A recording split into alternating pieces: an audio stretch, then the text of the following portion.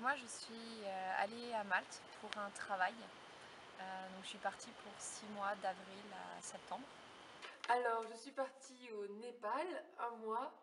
Du coup, je suis partie, donc j'ai fait deux voyages. J'ai fait un voyage déjà en Afrique de l'Ouest, je suis partie 7 mois. Et l'autre voyage, je suis partie en Inde, donc pareil avec deux amis aussi. Et là pendant 3 mois. Alors du coup, je suis partie après mon bac. J'ai décidé de partir seule au Pérou et je suis partie pendant 6 mois. Durée, je suis partie 2 mois. Durée lieu en Nouvelle-Zélande.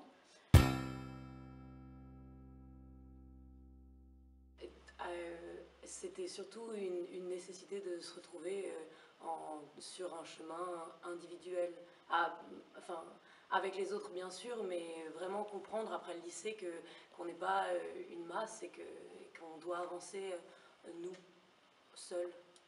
Et l'envie d'aller à Malte, c'est parce que mon parrain y habitait et que j'ai jamais pu y aller dans mon enfance. Donc j'ai décidé que j'y irais une fois pour toutes. Et si déjà que je prendrais le temps de visiter l'île. En fait, j'avais des amis qui faisaient un tour du monde et ils commençaient par l'Asie.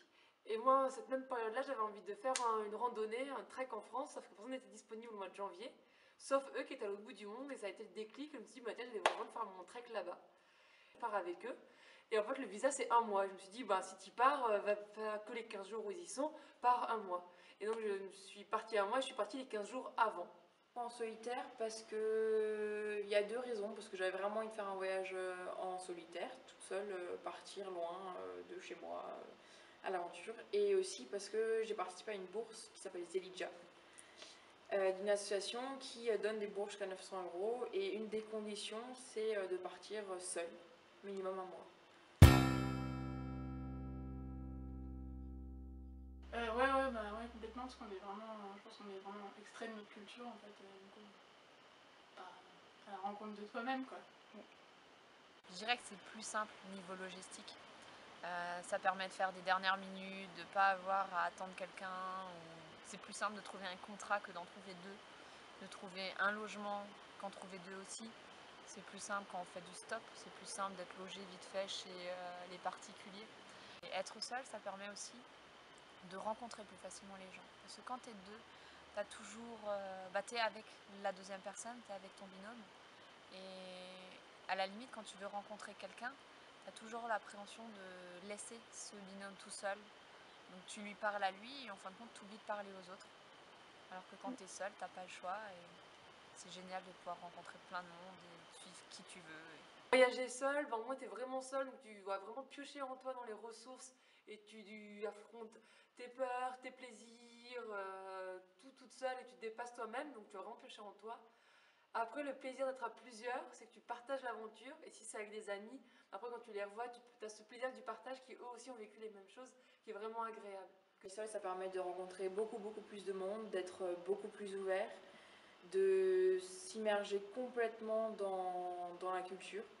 Et un voyage à deux, par exemple, ça va être plus un voyage vacances, où on va vivre une expérience à deux ailleurs, alors que voyager seul, c'est vivre ce que les gens vivent là-bas avec eux.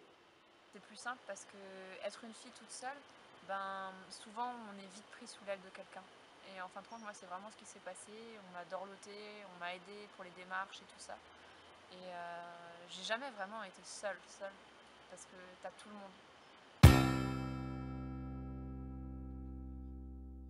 Alors ils étaient très surpris et ils m'ont pas beaucoup soutenue à ce moment-là, ils n'ont pas trop compris. Mais du coup, ça m'a permis moi de renforcer mes positions et de pouvoir me battre pour ce que je voulais. J'étais plutôt enthousiaste. Je pense que ma famille essayait de cacher ses inquiétudes, mais tout le monde m'a plutôt encouragée quoi. Ouais. Je me rappelle pas trop, mais moi je sais que ma famille a tendance à me faire confiance et à part les grands-parents qui sont toujours un peu en panique, j'étais soutenue quoi.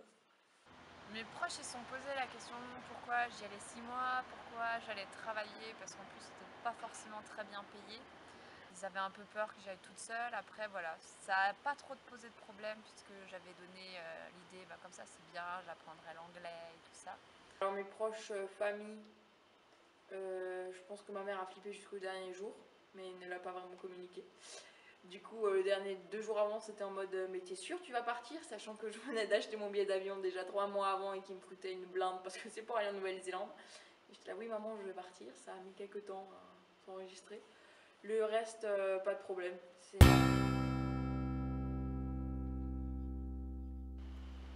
sais pas, je pense que je me posais un peu des questions au début, puis en fait quand t'es sur le lieu, voilà, je pense que t'as des appréhensions quand tu vis pas le truc.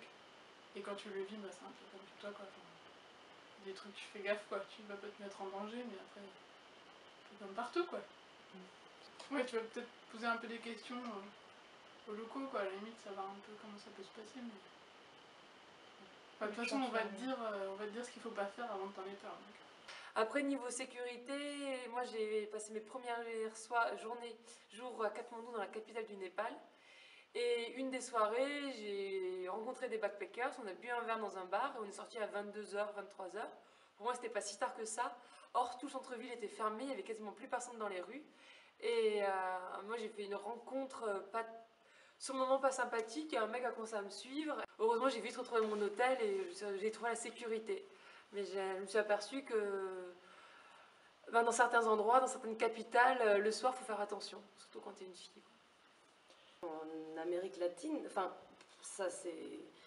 Ouais, dès que je me suis sentie bien, c'est-à-dire assez rapidement là-bas, ben, il n'y a pas eu moins ou plus de sécurité que dans la vie de tous les jours en fait. Tu t'adaptes et tu t'adaptes à la situation, du coup tu t'adaptes ton caractère, ta manière de vivre en public par exemple.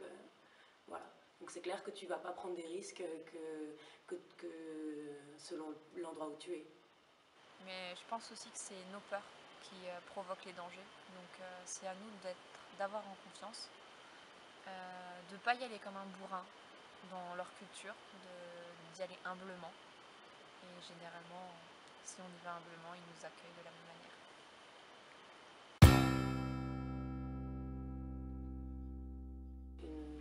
Plein de choses qui se développent encore aujourd'hui, mais toujours cette image qu'on est sur notre chemin et que voilà, on se rencontre en fait en voyageant nous dans nos propres vies. Je pense plus de confiance, plus de courage et à dépasser certaines peurs, quoi, plus de confiance. Et ben, j'étais vraiment face à moi-même quoi. Ouais. Bah, du coup là tu découvres plein de trucs que t'as pas forcément envie de découvrir. Et puis du coup ça t'aide à dépasser certaines angoisses je pense, certaines peurs, et puis découvrir les bonnes choses de toi que tu connaissais pas encore. Donc que des trucs positifs quoi.